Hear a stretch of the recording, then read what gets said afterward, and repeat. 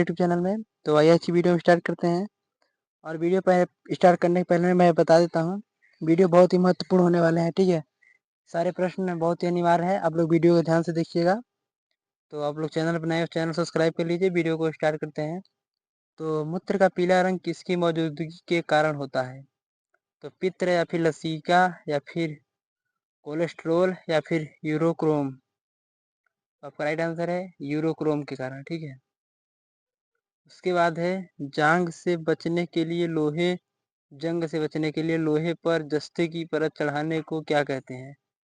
तो जस्ते की परत चढ़ाना या फिर मिश्र धातु बनाना या फिर वाल्कनीकरण करना या फिर गैल्वेनाइजेशन करना। तो आपका राइट आंसर है गैल्वेनाइजेशन करना। ठीक है, उसके बाद रेल की पटरियों पर अपने वक्रों पर किस कारण से एक बैक की जाती है? तो रेलगाड़ी के भार के क्षैतिज घटक से आवश्यक अपकेंद्री बल प्राप्त किया जाता है, या फिर रेलगाड़ी के पहियों और पटरियों के बीच किसी भी प्रकार का घर्षण बल उत्पन्न नहीं हो सकता, या फिर रेलगाड़ी के भार के क्षैतिज घटक से आवश्यक अभिकेंद्री बल प्राप्त किया जा सकता है, या फिर रेलगाड़ी के अंदर की ओर नहीं गिर सकती।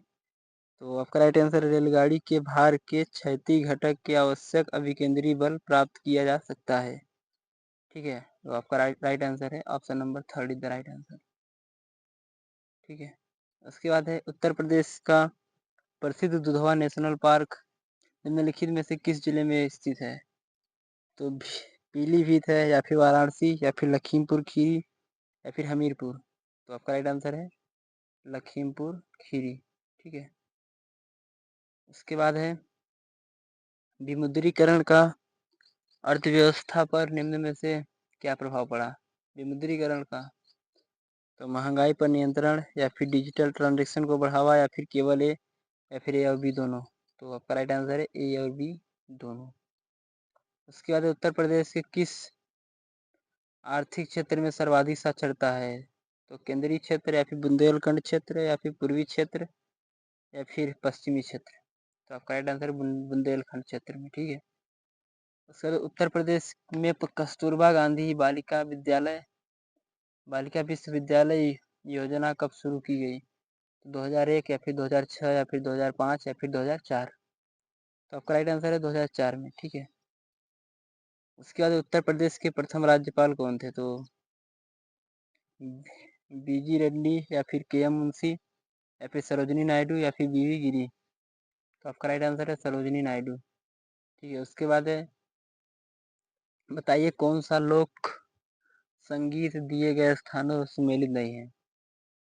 तो कजरी बनारस में उगाई जाती है, बिरहा कानपुर नहीं गाई जाती। ठीक है, ब्रज क्षेत्र में होली, नौटंकी, हाथ रस। तो आपका राइट आंसर है बिरहा कानपुर में नहीं गाई। ठीक है, उसके बाद है निम्नलिखित में से पुलिस व्यवस्था सुधार हेतु उपायों में से कौन है? तो पर्याप्त पुलिस फोर्स।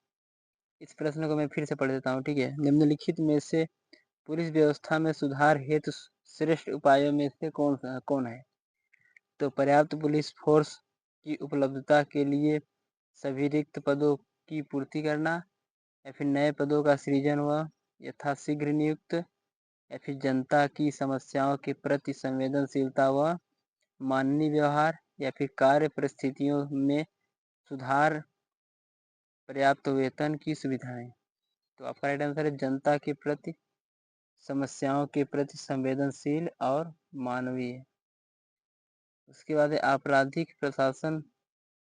जिले में आपराधिक प्रशासन का प्रमुख कौन होते हैं? तो पुलिस अधीक्षक या फिर जिला मजिस्ट्रेट या फिर अपर जिला मजिस्ट्रेट या फिर उपरोक्त को में से कोई नहीं। तो आपका राइट आंसर है जिला मजिस्ट्रेट। ठीक है, उसके बाद है निम्नलिखित में से कौन अधिनियम ध्वनि प्रदूषण के कारण है? तो भारी ट्रक यातायात या फिर निर्वाचन सभाएं या फिर पॉप संगीत या फिर जेट उड़ान। आपका राइट आंसर है जेट उड़ान। ठीक है, उसके बाद है घड़ियाल प्रोजेक्ट किस नदी पर स्थित है? तो आपका राइट आंसर है चंबल नदी पे। ठीक है, उसके बाद है तो घड़ियाल प्रोजेक्ट जो कि चंबल नदी पे स्थित है। उसके बाद है पारिस्थितिक तंत्र में खाद्य श्रृंखला का सही अनुक्रम क्या है? तो पादप, शाकाहारी, मांसाहारी, अपघातक या फिर मांसाहारी, अपघटक, पादप और शाकाहारी या फिर अपघटक, पादप, शाकाहारी, मांसाहारी या फिर शाकाहारी, मांसाहारी, अपघटक और पादप। तो आपका राइट आंसर है पादप और शाकाहारी, मांसाहारी, अपघटक। ठीक है। उसके बाद है भूटान देश की राजधानी एवं मुद्रा क्या है? तो आपका राइट आंसर है थिम्पू और गुलबतरूम।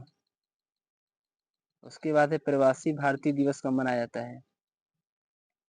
तो आज का होमवर्क है आपका ये, ठीक है। आप लोग इसका कमेंट में आंसर जरूर बताइएगा। उसके बाद है टेलीफोन की खोज किसने की? तो ग्राहम बेल।